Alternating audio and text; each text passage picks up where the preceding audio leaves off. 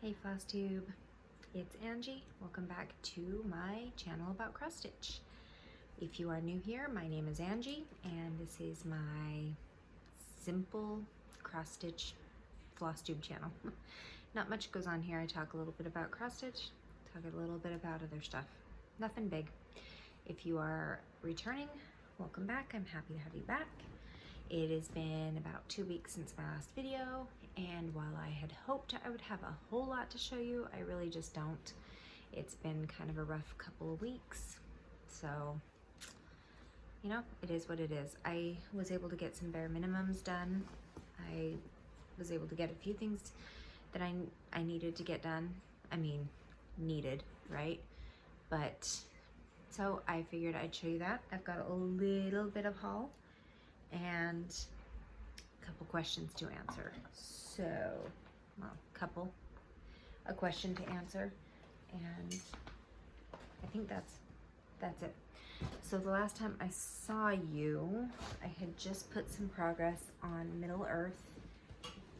Sorry, I'm reaching over to pick up my stuff, and I haven't done a whole lot more than that.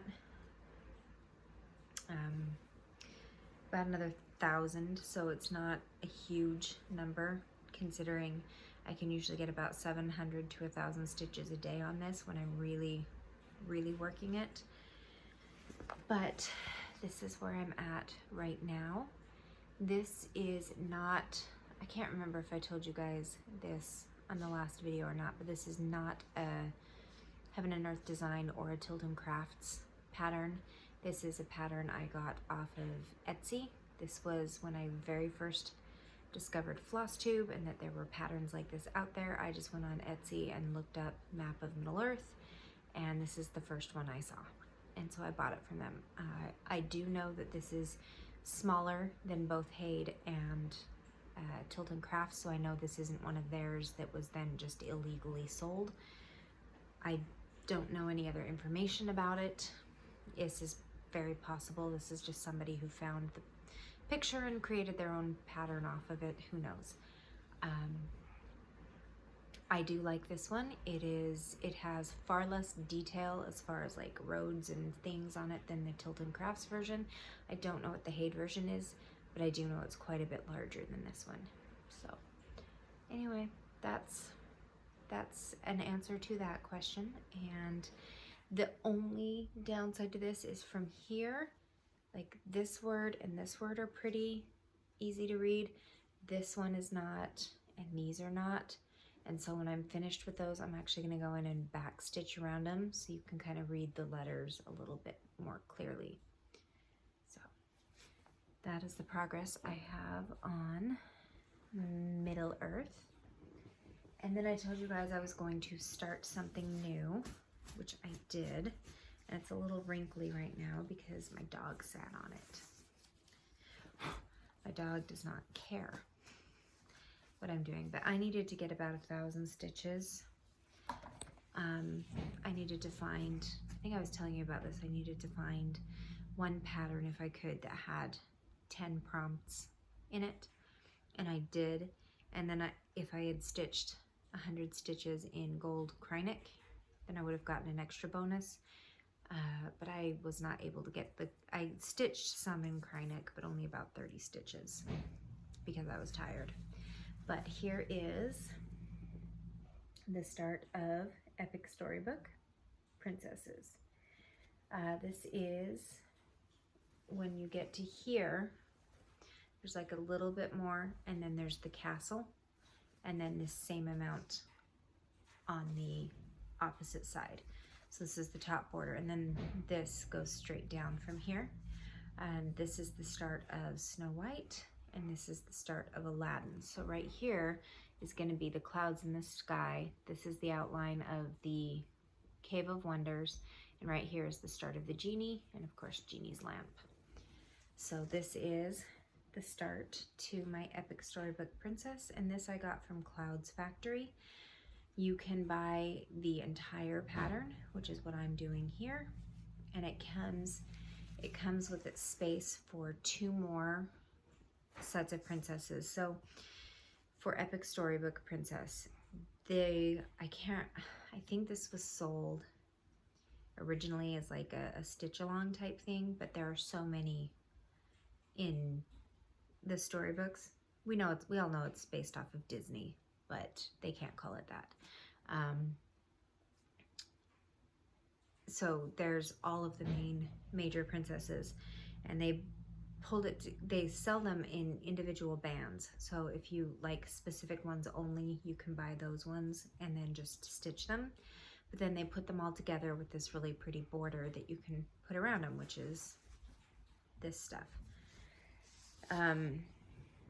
If you buy the border's free, but if you buy the pattern, the border comes with 2 extra spaces for when they release princesses from in the future.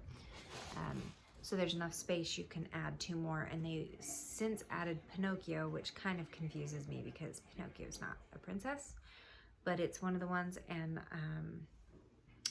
I imagine maybe they'll make one for the newest Disney movie, Raya, and I can't remember the name of it now, but Disney diehard fans, you'll know what I'm talking about. I have no intention of stitching Pinocchio on this, so we'll see what happens. As of right now, I'm just stitching what came with this pattern. So, but this is from Clouds Factory. You don't have to get the whole pattern if you like I said, if you like just certain princesses, they come in just little single strips, so, you know, like Aladdin, and that's it. And they're all really pretty, so. My other one from Clouds Factory that I love is my giant Harry Potter. And I'm trying to remember how much. Okay, trying to remember what I did on this. So I finished the border along the top. So the whole top border is done, and I am way off on the sides in some of the spots, which is really frustrating, but I think as long as I get the border matched up, all of this, it won't matter. And then I added some more of the words, and I started filling in Harry's dad, the ghost of Harry's dad, right here. And then the hippogriff is going to go there when I make sure I have all the correct colors. So the main thing, though, was just finishing the top border. And then, of course, there's more stuff to be going in on the side here and down here below Ron's sweater. So, but it is coming along quite well, and I still haven't decided if what I'm going to put right here, but I need to put something there. I just haven't figured out what it is yet. So that is Giant Harry Potter, which is also from Clouds Factory. And then the last time you saw this, I had just finished the Dai Li, and I was talking to you about adding Earth King Boomy, which was harder than I was expecting, because if you are new, I bought this pattern to be part of Semi-Sane Stitching Alpha My Bet. It's a year-long project where you stitch a certain amount of letters on a pattern each month.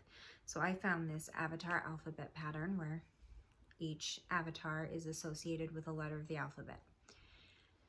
And then you do 2 of them, roughly 2 of them a month, so that by the end of the year, your whole alphabet is done.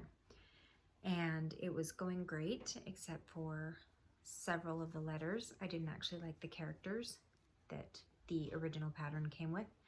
And some of the characters that I felt were very important in the series were not included on the pattern. Hold on. So I spent some time creating my own versions of certain characters to add to the pattern. So the Dai Li was one, because even though Long Fang, which would have been the character for the letter L, was kind of a big part in the story, I didn't care, but I liked having the Dai Li in here. So I moved the Dai Li to letter D instead of whichever character was there.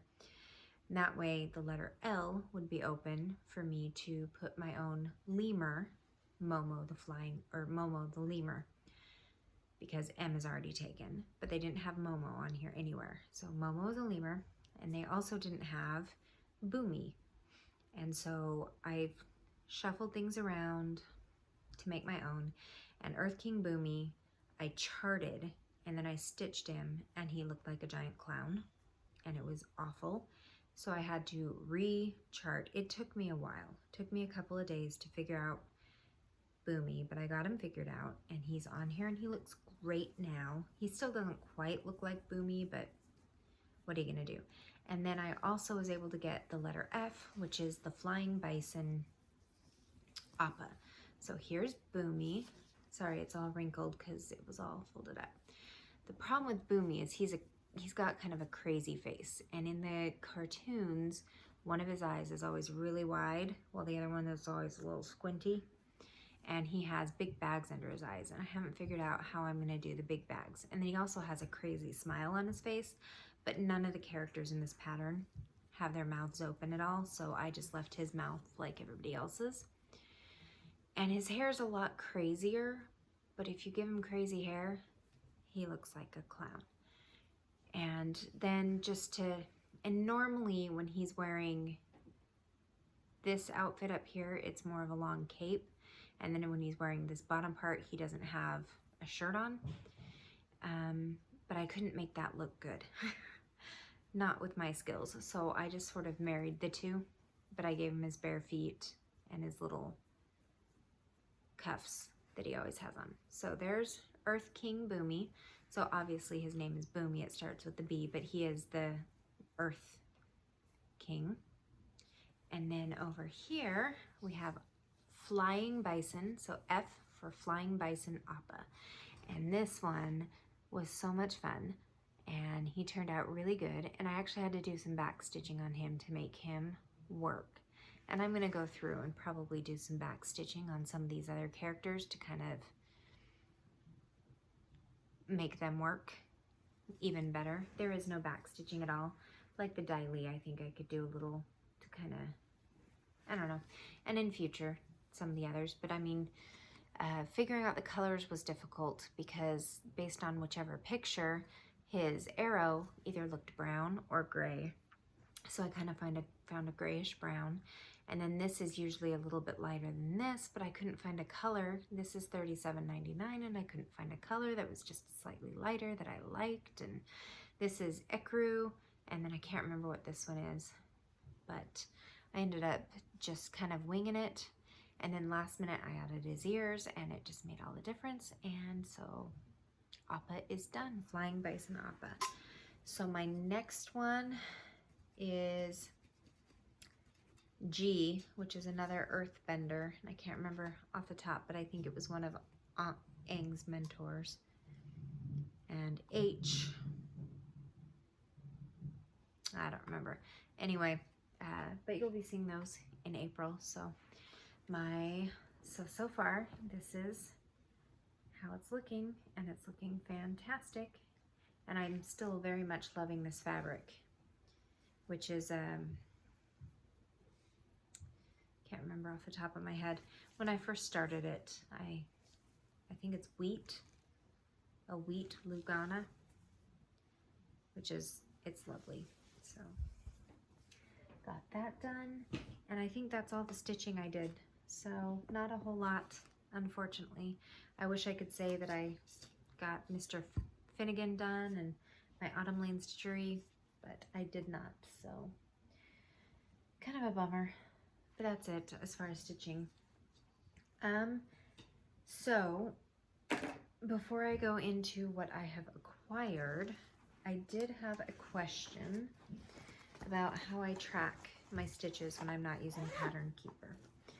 So I thought I would share just a little bit about how I track, how I do stuff. I have a digital planner that I have tried using, but I'm not good at inputting things digitally. I'm old school and I like to write, so I just have this, my little happy planner. And I created a few of my own pages. So for Magical Stitches, we track reading, and somebody else created this chart for reading so I can write down all the different books that I read.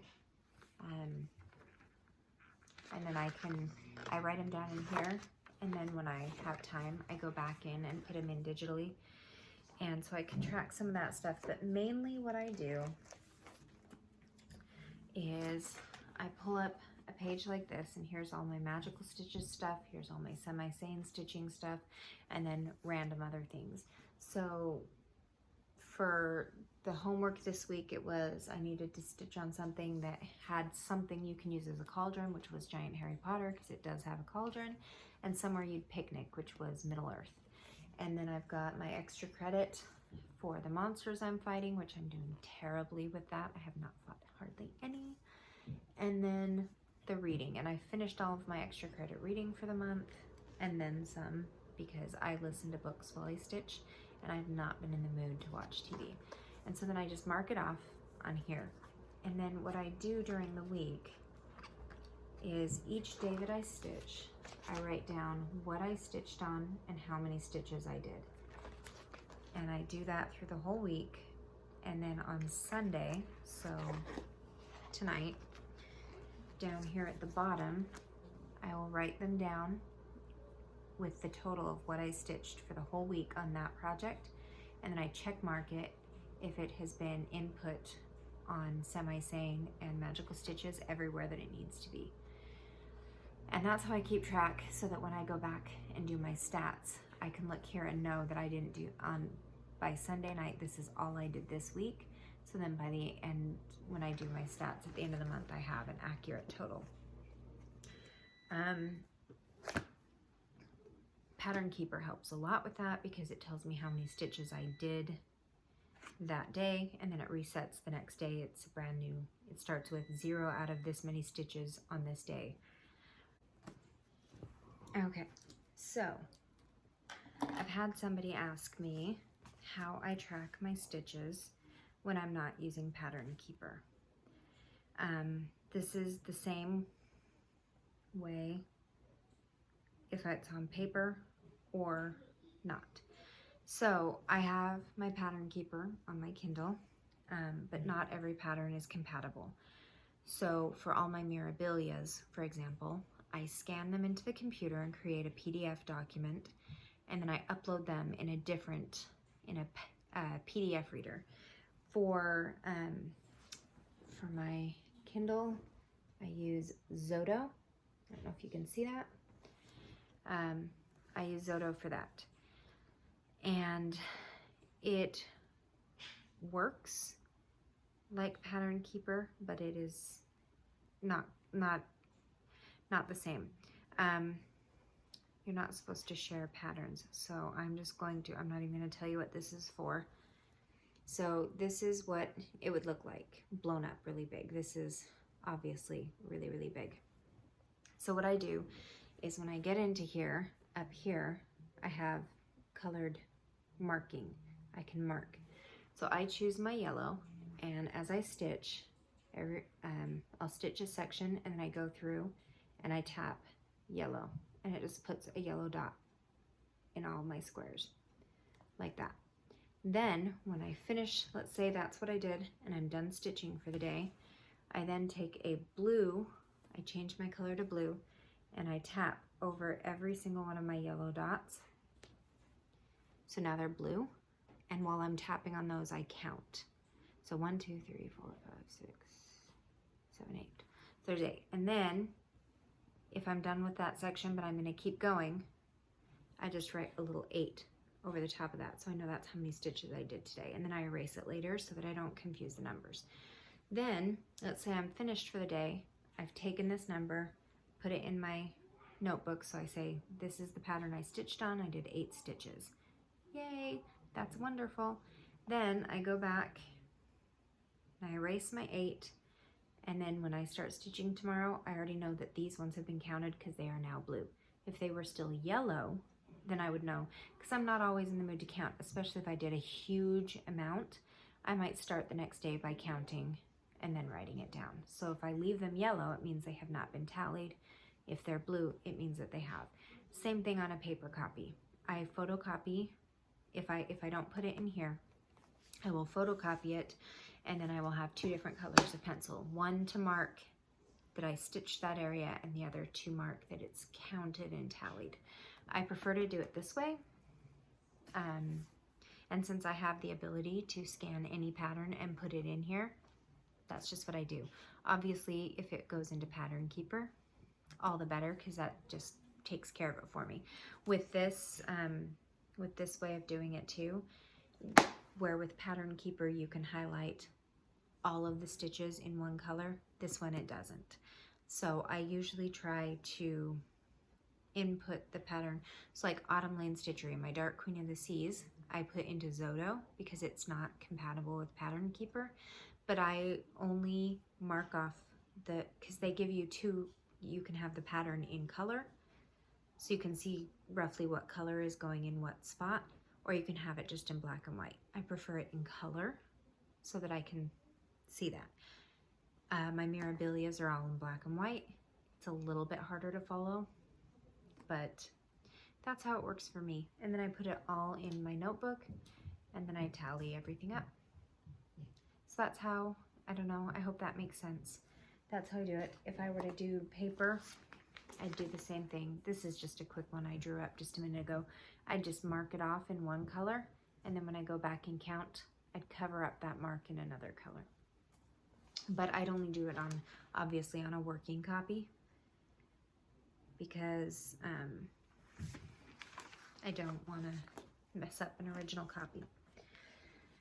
So I hope that answered the question I got about that. And then lastly, before I let you all go, I got my new patterns, and I'm going to take them out of their bags because shiny. I had a viewer tell me to check out a shop online and look. She basically just said, go look here, one word, Yeti. And so I did, and I found these, and they are fantastic. And I'm all about supporting the local business, but I didn't know how to order on Etsy for pre-orders. I'm sure it's very simple, but I didn't want to mess with that. So I actually just called plus my local needle workshop is 10 miles from my house. It is not far. So I just called them up and asked them if it's possible to order these, and they ordered them and that week, and I went in and picked them up. So the first one is Bigfoot Bunch, Plum Street Sampler, and he makes me smile. And on the back, I've got a little Bigfoot picture. I actually have this as a needle minder. You guys have seen it on my Sasquatch. And these are just small. And then the other one I picked up is, if I can get it out of my plastic, the Abominable Bunch. Now, I don't know if they're going to go through and find all of the different names. Like, are we going to have a Sasquatch bunch and a Yowie bunch? There's like 10 other names for Bigfoot. Or if they're just going to do all different kinds of cryptids. Like, are we going to have a Loch Ness bunch? So I got those. And then, because I felt like just trying it out, I've tried some Weeks Dye Works. But I haven't tried any other specialty flosses yet. So I picked up one strand. I mean, these are teeny tiny little patterns, and a lot of these call for the same, both of these, a lot of them call for the same color. They didn't have Weeping Willow. They were out. And I didn't buy the white one, which is Snowball from Classic Colorworks, because I have so much 5200, B5200, which is roughly the equivalent. But there's Blue Beatrice, Muddy Puddle, which looks a lot more tan on the camera than in person. Sticks and Twigs, which looks green for some reason, but it's brown. Crab Cakes. Oh, I'm lying. They had Weeping Willow. There was one that they didn't have. So Weeping Willow, missing a couple, I think. It's 1, 2, 3, 4, 5, 6, 7. Yeah, there's 3 more that I'm missing. I'm not sure where they went. Pine needles and black coffee, which is not quite as black as, oh, it's because I'm sitting on them, because I'm awesome like that. Persimmon, pea pod, which is actually good because this is one color. Oh yeah, I guess I have used Classic Colorworks. I was thinking about this, or no, it's Weeks Dye Works. They have a pea pod Weeks Dye Works in my Little House Needleworks.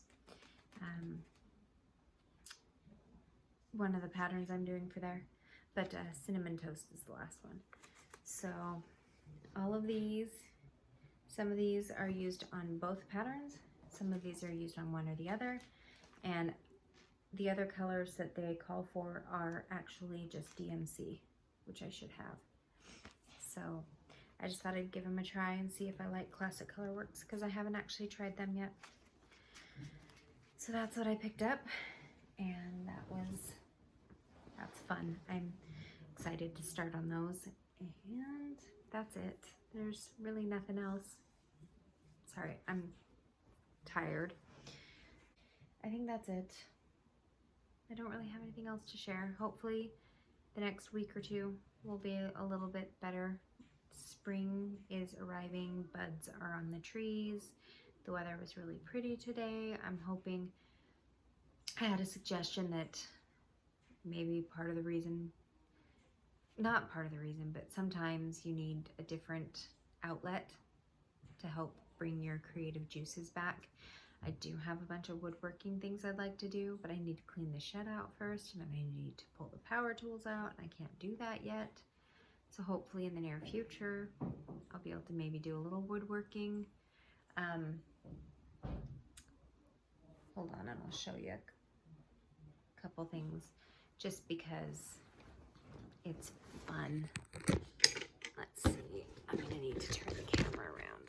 Okay, so this little guy, I made him, and I have a few patterns for some, like an Uncle Sam version, and some other things. I've got my letters that I made, cut out and made, and then over here, I've got my little leprechaun shoes that I've put together. So I have some Easter ones that I want to make, and some spring ones. So yeah, maybe I'll get some woodworking done and be more into stitching, or maybe it's just that the last 2 weeks were rough, so there was no stitching, and it won't be a problem. So we'll see. I've got 2 kids back in school twice a week. So while some of my friends and family in Utah have had their kids back in school full time since the beginning of the school year, we just barely got our kids back in school, and only 2 days a week for the rest of the year. So, but unlike a lot of people I know, I'm actually kind of sad about it. I enjoy having my kids home. It's been nice. But anyway, as I keep saying, I'm gonna let you guys go and have this be a shorter video, so I'm gonna stop talking. I'm gonna edit because I've made some some mistakes in there that I need to fix. And so I'm going to let you go and wish you guys all a wonderful week, and I will talk to you again soon.